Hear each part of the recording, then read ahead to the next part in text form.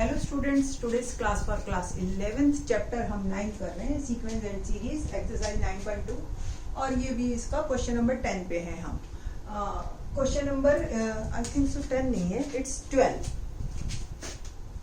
हाँ, तो 12th question पे है और 11th क्वेश्चन तक हम कर चुके हैं in the previous lecture. In this lecture AP पे बेस्ड क्वेश्चन है, थोड़े से अच्छा लेवल है, 11th का लेवल है ये। ठीक है जी, let's start. The ratio of the sums of m and n terms of an AP is m square and ratio n square. Show that ratio of mth and nth term is 2m minus 1 और 2n minus 1। इस तरीके का question हमने 9th किया था कि जिसमें सम का रेशो दे रखा हो और टर्म का रेशो निकालना हो, बस उसी पे ये थोड़ा जनरलाइज है ये, और कुछ नहीं है। तो let's start. Sum of m terms और sum of n terms, ratio दे रखा है m स्क्वायर और n स्क्वायर, और we have to find mth term यानी कि am और an। ये प्रूव करना है 2m minus 1 2n minus 1। थोड़ा सा इसको और मैं खोल के देख लेती हूँ कि एक्चुअल में मेरे को क्या सिचुएशन चाहिए, है ना। AP एक ही है, ऑफ एन AP एक ही है, तो A और D सेम है, नंबर ऑफ टर्म्स अलग है। जैसे कि 20 टर्म्स का सम M हो गया और 30 टर्म्स का सम, ठीक है, N हो गया। तो 20 और 30 का रेशो हमने निकालना है, यानी कि लाइक दैट। एक एग्जांपल लिया मैंने आपको समझाने के पर्पस से। यहाँ पे सम ऑफ M टर्म्स का मतलब है m/2 2a plus m minus 1 into d is equal to m square. Ratio n/2 2a plus n minus 1 into D is equal to n square. हमारा पर्पस क्या रहेगा, यहां से हम a और d के बीच में रिलेशनशिप निकालेंगे in terms of m and n। ठीक है, तो लेट्स स्टार्ट। ये m/2 और n/2 को उधर भेज दीजिए, तो 2a plus m minus 1 into D is equal to m square. ठीक है, और ये आ गया 2/m। Same n2a plus n minus 1 into D n square into 2/n। ठीक है, एक m कैंसिल हो गया, एक n कैंसिल हो गया और 2 से 2 कैंसिल हो गया, ये ऊपर और नीचे। कुल मिला के मेरे पास जो सिचुएशन आई वो ये आ गई, 2a plus m minus 1 into D equal to m, और 2a plus n minus 1 into D is, तो यानी कि ये है 2a plus m minus 1 into D upon में 2a plus n minus 1 into D is equal to m by n। ठीक है जी, बस आप क्रॉस मल्टीप्लीकेशन कर दीजिए, a और d के बीच में रिलेशनशिप निकालेंगे और फिर इसमें पुट करेंगे। ठीक है, तो let's start. 2a cross multiplication,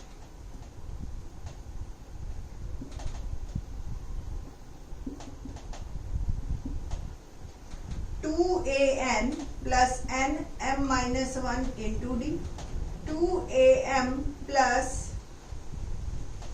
m n minus 1 into D, 2an minus 2am, a वाले एक साइड और d वाले एक साइड। ठीक है जी, आई थिंक सो यहां तक आपको क्लियर हो। 2a common n minus m, d common क्या रह गया, mn minus m minus nm और माइनस n। ये माइनस मैंने ऑलरेडी लगा रखा है, इसलिए अभी मैं सिर्फ n से मल्टीप्लाई करूं। 2a n minus m equal to d mn minus m minus nm plus m। Okay, और ये भी आ गया मेरे पास 2a n minus m equal to d n minus m। ये भी कैंसिल। कुल मिला के मेरे पास जो रिलेशनशिप आ गया 2a is equal to d आ चुका है कि 2a इस तरह की अगर सिचुएशन होगी तो हमेशा twice of first term difference के बराबर होगा। ठीक है ना, वी हैव टू फाइंड, ये मैंने वैसे ही आपको पर्पस सोचने के लिए बताया था। ठीक है, ये आपको अब जाके स्टार्ट करना है। Ratio of mth and nth term is am upon an। That is a plus m minus 1 into D और a plus n minus 1 into D.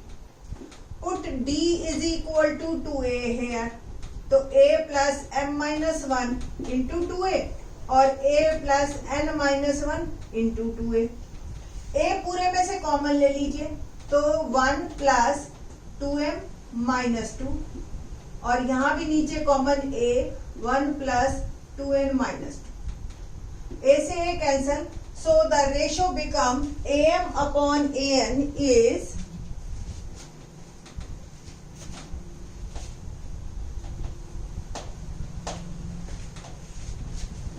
am upon an is 2m minus 1. देखो ये 2m और minus 2 plus 1 में से minus 1 रह गया. Same 2n minus 1 denominator. Hence proved. तो कुल मिला के यहां पे हमारा ये क्वेश्चन कंप्लीट होता है.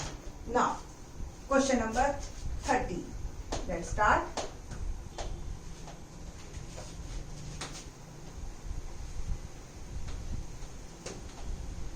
क्या है question number 30?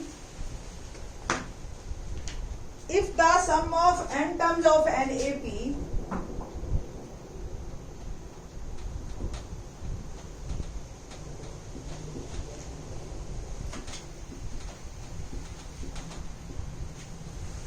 is 3n square plus 5n and mth term is 164, find the value of n. Find the value of m. तो sum of m terms given है 3n square plus 5n. आपको ना different book में different तरीके दे रखे होंगे. मैं easiest method बता रही हूँ और दूसरा एक मेथड मैं एक्सप्लेन कर दूंगी. आपको करना वो खुद ही है. ठीक है. तो कैसे है सम ऑफ n टर्म्स है ना. 3n square plus 5n. Simple put n is equal to 1. क्या होगा s1. s1 मतलब वन टर्म का सम यानी कि फर्स्ट टर्म. ठीक है. और इट विल बिकम 3 प्लस 5 8. तो a1 मेरे पास आ गया 8. तो put n is equal to 2. क्या होगा s2 और n की जगह मैंने 2 पुट किया तो 2 2 जा 4 4 3 जा 12 प्लस 10 22. और s2 का क्या मतलब है? फर्स्ट टू टर्म्स का sum. What does it means? a1 plus a2 is equal to 22. And we know that the value of a1. a1 is 8. तो a2 क्या आया? 22 minus 8 become 14. अब आपको एक ऐसी एपी जिसका फर्स्ट टर्म पता हो, सेकंड टर्म पता हो, डिफरेंस निकाल सकते हो आप. a2 minus a1 14 minus 8 become 6. ठीक है जी. ये भी हो गया हमारा. अब हमें दे रखा है mth term is 164. mth term formula a plus m minus 1 into D. तो put a and d here and get the value of m. 8 plus m minus 1 d 164. 8 plus 6m minus 6 164. 2 plus 6m 164. 6m 164 minus 2 6m 162 and m is 162 by 6. ठीक है जी. तो 6 2 are 12 and 6 7 are 42. तो m is 27 is my answer. तो ये था हमारा question. Simple question था ये. तो इस तरीके का आपने 10th में भी कर रखा है. 10th में एक्सरसाइज 5.3 का क्वेश्चन नंबर 11 बिल्कुल सेम इसी तरीके से. ठीक है ना. क्वेश्चन नंबर 14 देखते हैं.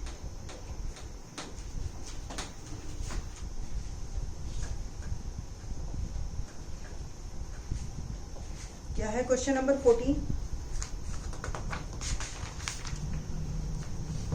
Insert 5 numbers between 8 and 26. अब बताएंगे आपको ये एपी का फायदा एक्चुअली क्या है. 5 numbers between 8 and 26. ठीक है जी. और such that resulting sequence is an AP.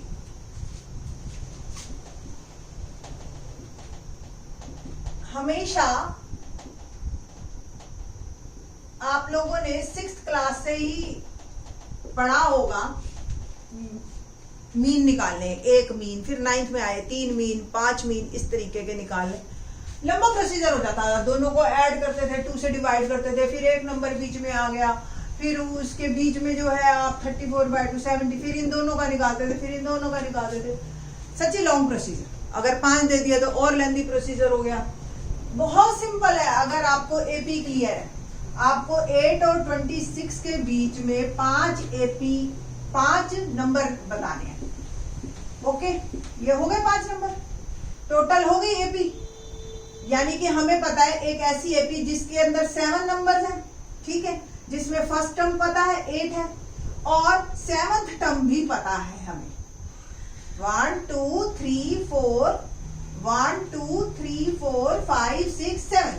Okay, तो 7 टर्म का मतलब a + 6d और a की वैल्यू हमें पता है. ठीक है जी. d आ जाएगा आपका 26 - 8 बिकम 18. तो d आ गया मेरा 18/6 3. d आ गया तो a1 एक्चुअल में तो टर्म 2 ही है ना. यानी कि a + d यानी कि 8 + 3 11. a2 term third a + 2d, तो 8 + 2 × 3 14 and so on. a3 t4 a + 3d, तो 8 + 3 × 3.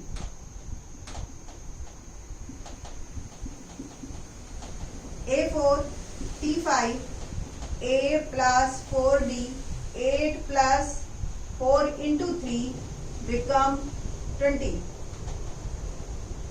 a5 term 6 a + 5d 8 + 5 × 3 become 20. तो ये 5 नंबर हैं जो हमने बीच में इंसर्ट किए और resulting sequence is an AP. ठीक है जी. तो इस तरीके से 11 14 17 20 एंड 23. ठीक है. ये थोड़ा मैंने इसलिए इलेबोरेट करके बताया. ये तो सिंपल एक क्वेश्चन है. आगे के 2 क्वेश्चन जो एक्सरसाइज के हैं वो इंपॉर्टेंट भी हैं आपके लिए और वो इसी सीक्वेंस में इसी मेंटल लेवल के हिसाब से आपके चलेंगे. तो इस बात को ध्यान रखना. बाकी के question in the next lecture. Thanks.